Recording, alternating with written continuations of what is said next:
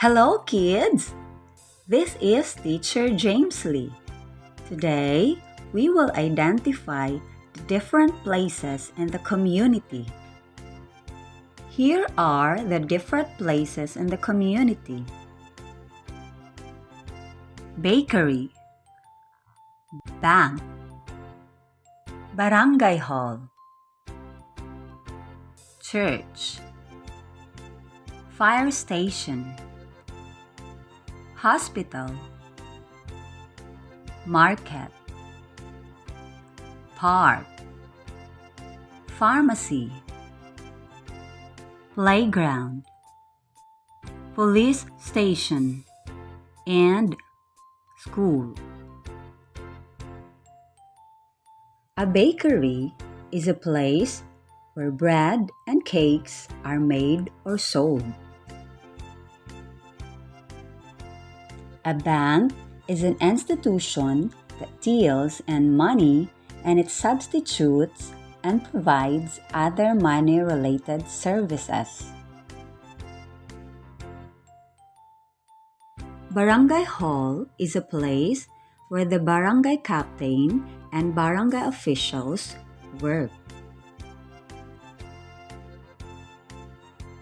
A church is a place for Christian worship services and other religious activities. Fire station is a place where fire engines are kept and where firefighters work. A hospital is a place providing medical and surgical treatment and nursing care for sick or injured people.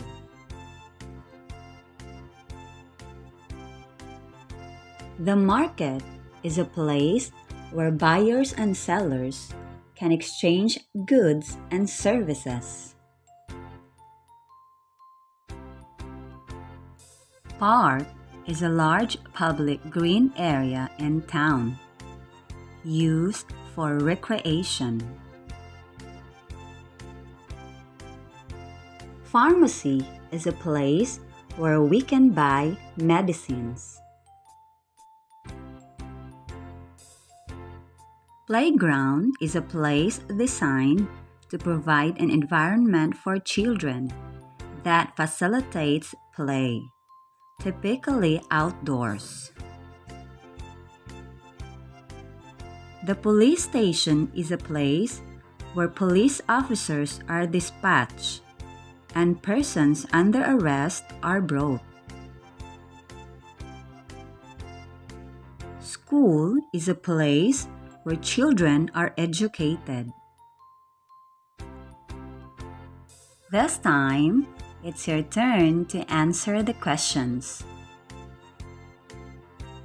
Number 1. What place in the community can we buy bread?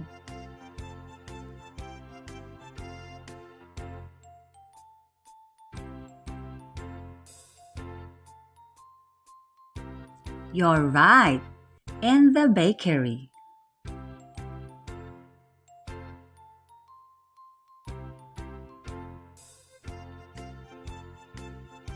Number 2.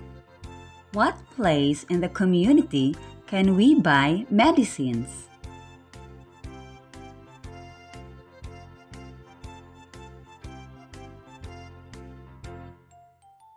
You're right, in the pharmacy.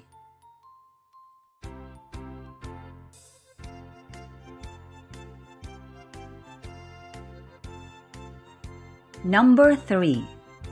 What place in the community do children learn to read and write?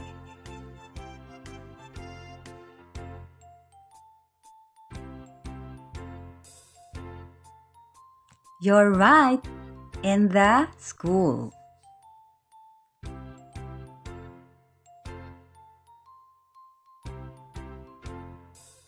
Number 4.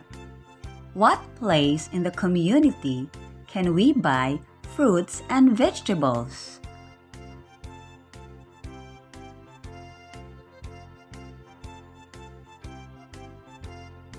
You're right, In the market.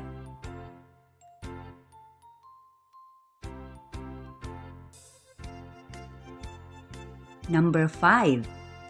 What place in the community can children play?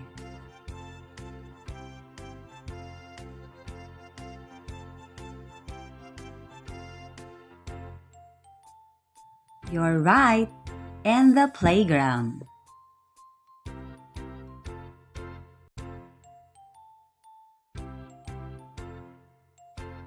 Good job, kids!